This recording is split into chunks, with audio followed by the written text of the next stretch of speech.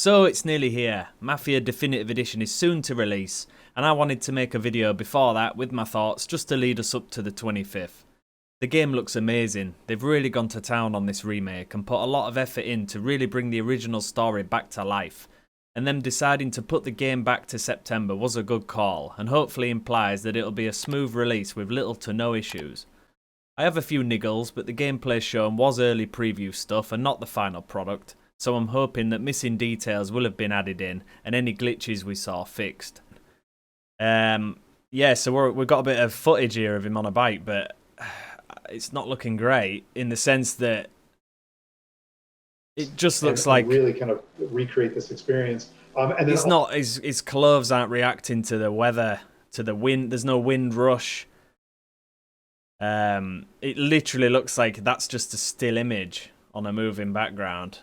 Also have all three Mafia games out at the same time. That just sort of on the same platform, leans so you could experience here and there. the whole trilogy.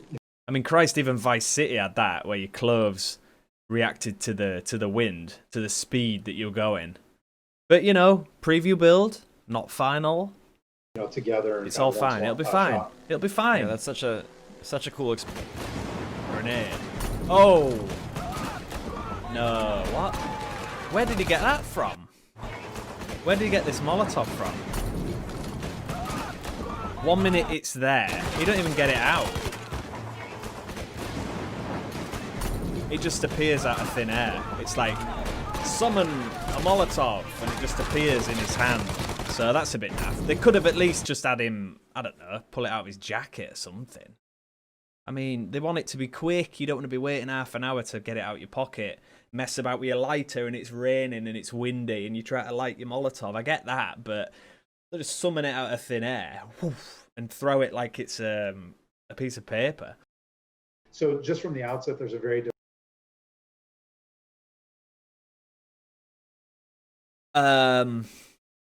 What was that? So just from the outset, there's a very different vibe with combat. Wow. That's in sharp contrast to. I mean, again, that Molotov came out of nowhere. He was a trained soldier, and so just from the outset, there's a very different vibe with combat. I wasn't a fan of just how many things are on the screen at times. Waypoints and road signs telling you which way to go. The screen gets quite crowded with prompts at times. This to me is a big deal, especially when you can see just how painstakingly they've rebuilt this game, made the city and cars as close to real and historically accurate, only to spoil it with all these modern pop-ups and hints. This really breaks immersion, and I hope this hold your hand stuff isn't in classic mode, or it's a setting we can turn off, or maybe it only features on easier difficulty settings. If it is a feature we can disable, I wouldn't have just showcased it without explaining that. So that does concern me a little bit that it is a feature that we can't turn off. Why would you lead with this? Why would you put all these prompts on as default? Why would you lead with that? You what? They've even done it with the waypoints for the driving too. Look, there is a waypoint already. That red line, that's showing you the directions to go to your destination. Like on GTA, you'd set a waypoint and you get that line to follow. We know where we're going by this here, and I know I'm kind of in the way. So let me move a little bit so nobody gets too pissed off. We know where we're going. We can see. We follow that red line and we get where we're going. Jobs are good un. We don't need this massive marker in the distance. So turn it off. You know, Mafia, the definitive edition, based on the time period. So from a driving model perspective, for example, we made a lot of adjustments to make sure that the cars feel like cars from, you know, the 1930s, from this kind of prohibition era. You've took all them efforts to make cars feel like they're from the 1930s, to make them feel authentic, but at the same time you've added all these like 21st century heads-up display. The first bit of combat we saw concerned me a bit because Tommy is seen to be high-skilled, with good accuracy and insane reload speeds. Also, Hayden's there saying he's not as skilled as Lincoln Clay, just added to the confusion, as Tommy looked to be exactly the same. For example, because Tommy isn't a trained soldier like Mafia 3's Lincoln Clay, we wanted to create the sense that these are life and death gunfights. And that reload though. We'll have settings for players who just want to I'm sorry, play. he's what? We want, for example, because Tommy isn't a trained soldier like Mafia 3's Lincoln Clay. Because Tommy isn't Tommy isn't a trained soldier like Lincoln Clay. Have you seen this reload? We wanted to create the sense that these are life and What? He knows his way around a gun, For example, because Tommy isn't a trained soldier like Mafia 3's Lincoln Clay, Look at this. we wanted to create the sense that these are life and death gunfights and that every bullet counts. We'll have settings for players who just want to experience the story, but with our default settings, we wanted players to think about where they cover, Tommy. which weapons they use, and when they blind fire versus risking exposure by aiming. You know, saying that it's different to Lincoln because he's only a taxi driver and Lincoln was a soldier. He looks exactly the same.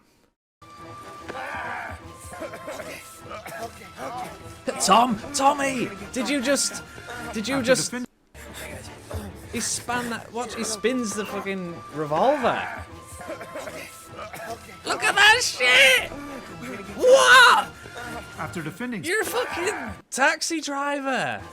Look at this. Revolver Ocelot. Shit, man. However, later on, they did go into a bit more detail about how Tommy starts off slow and improves based on the player's skill level. So that's reassuring that we'll see improvement over time. Maybe they should have led with that though, rather than showing us what was essentially a reskinned Lincoln Clay. This fight sequence is the same as what we saw in the video I've just watched, but Tommy doesn't look anywhere near as proficient. It's interesting. So this is either a different difficulty level, or it is just that the player isn't as good as the other player. Because I mean, that first clip was insane. But this, there's just something about when you get that headshot. The guy you see like how much slower, and that reload. We're able to take a lot of those lines and apply them here. The reload's so much slower. So thank God there is some variation to it, because you know it's crazy. It was mad to just think that it was that good. But no, we're seeing a difference, a variety here of skill level. So that's good. Nice one. Hayden does comment that by this time, Tommy has established himself in the Mafia, so his gun skills will have improved by this point. Although in the original, a trip to the country takes place in 1933, so that's only 3 years into Tommy's new career. You know, yeah, he's only spinning a gun round, but it's very cocky, it's very confident, it's overconfident, and it's Tommy Angelo. That's the main reason why I think it's such a big deal, is because like original Tommy wouldn't have ever done that. And that's where I'm struggling here, because I'm comparing Tommy to the old Tommy Angelo character. This is the same character, but all I'm seeing at the moment is all they share in common is the name. Like that's where I'm struggling here. I'm struggling with this. Because, yeah, I love the character. He seems like a badass. You know, that's cool. But I just can't help but compare him to the original. Yes, Tommy Angelo. I mean, what's going to happen when, like, Joe and Vito rock up on him at the end of the game? Mr. Angelo, you know, you're expecting, yes? What's this Tommy going to do? Yeah? Who wants to know? Who's asking? You know, like, he might whip the gun out of Joe's hand and, you know, like, disarm Joe and put him on the ground and aim the shotgun at him at this rate. You abuse my trust. Don Salieri, you won't ever need to worry about me. Okay, then. Welcome to the family. They've obviously shortened that sequence down with the conversation with Salieri and Tommy, but it's like, oh no, Don, you won't have to worry about me. Okay, then. It's just, you know, very like, all right, yeah, cool, great. Just fully, he's a Don, a Mafia Don. Oh, you don't have to worry about me. Oh, okay, mate, come in. You know, why didn't you say? You know, here's the keys to the mansion. You know what I mean? It's just, I don't know. I know I'm going a bit over the top critiquing Tommy, but and to people who've never played the original, he looks fine. He's a badass. You know, he looks cool. And he does, but I'm just, you know, like, so used to the original Tommy Angelo where he's a little bit, oh, yes, sir, no, sir. You know, like, he doesn't dare step out of line. At least right at the beginning here, he's not saying, oh, you don't have to worry about me. Okay, then. Okay, then. Just come in, lad. Welcome to the family. It's good enough for the dawn. They have the only thing that matters to me. The only thing that should matter to any of us. You know what that is, Tommy? They're loyal. That's right. The original Mafia was ahead of its time and praised for all the little extras and Easter eggs that were in the game. And it's these little details and touches that we'd like to see return. I wanted to touch on this in a video I did before, but I never got around to doing it. See, the Morello dies in the fireball. And obviously the picture, we know this from the first trailer, obviously we've seen this before, but obviously that's a picture of the plane crashing, but I wanted to make the point that in the original there is an alternative way to kill Morello. And I wondered at the time whether that was still gonna be in this definitive edition or not. But if you don't know about it, I'll show you a quick clip. So yeah, what's happening here is when you're chasing Morello towards the airport, if you stay on the left side of the road, that stops him from being able to turn into the airport, so he's just forced to continue straight on, and then follow him for a while until there's a cutscene.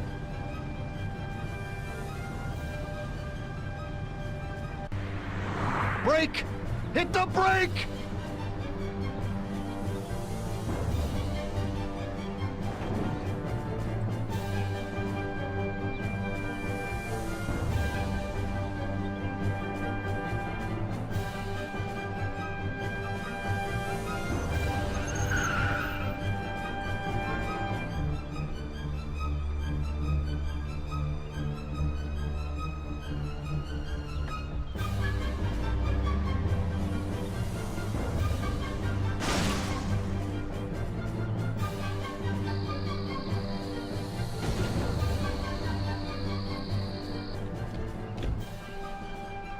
You think he's dead? Well, I guess so, yeah. Oh, Christ. Well, he's definitely dead now. Let's go. Okay, let's go.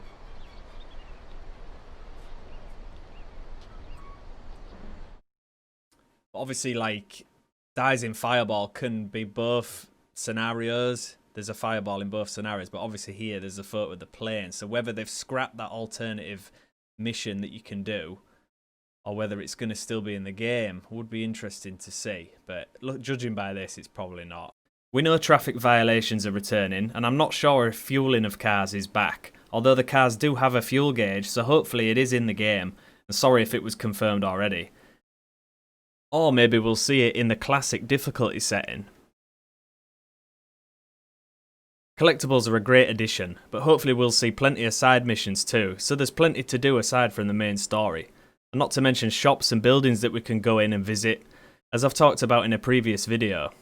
I'd also like to see some references to music, film, and prohibition-based events. That'd also be a nice touch. Speaking of music, they just released all the songs that are going to be in the game as well.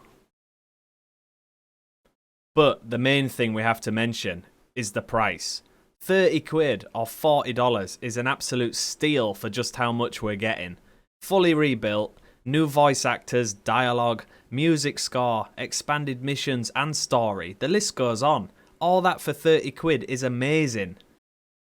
So to wrap this up, I have been critical at points, and a lot of others have too. But it's because we grew up around this series and we want to see this done justice. We don't want to see a Twin Snakes version, some over-the-top, poorly put-together remake that has zero feel to its original, that was so iconic and groundbreaking for its time. And I'm not saying that this is that, I don't feel like it is at all. Watching this footage, I really do believe them that they've poured everything they have into this remake, and assuming that the little bugs, unfinished details and animations are all ironed out, we're in for an absolute treat. And I'm done talking now, I'm ready for the game, so that is it from me until after release. So all that's left to say is thanks for watching guys, and enjoy the game. And as of recording, they just dropped another small trailer. Seems a pretty good way to end the video. Good to see you, pal. I hope you all have good taste in whiskey.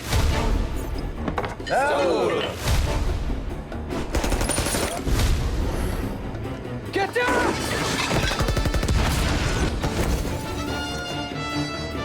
doing this? We're doing this.